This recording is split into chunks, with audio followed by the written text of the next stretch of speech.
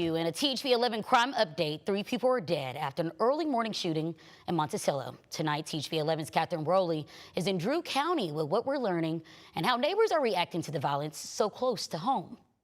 Around 4 a.m. on Memorial Day, police responded to a domestic call that turned into shots fired and left 3 people declared deceased at the scene. And the community tells me that here in the neighborhood, they're shocked that this could happen right here at home. I know it's crazy, and right here at home anyway. But yeah, hard to say, I'd hate to know I had to deal with that. Andrew Wilkerson, a neighbor who lives down the street, says a 19-year-old shot his 19-year-old girlfriend and her grandmother.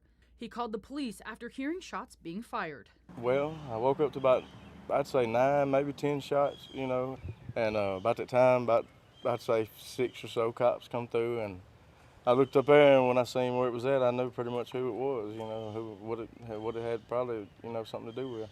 As investigators continue working the case, people who knew the man at the center of the investigation say they're struggling to make sense of what happened. As far as in my eyes, he was a pretty good dude, I never in my life would have thought he'd done anything like what he done. One neighbor says that this may have been preventable. It probably could have been totally avoided, with a phone call, or maybe, like the law would have showed up just a little bit quicker. Wilkerson says tragedies like this reflect what he sees as long-standing problems in the neighborhood.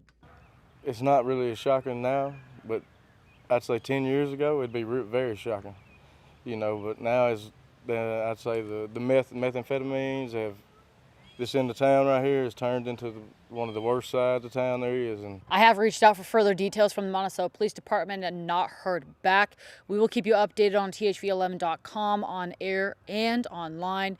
This is still an active investigation. In Monticello, Catherine Rowley, THV 11 News.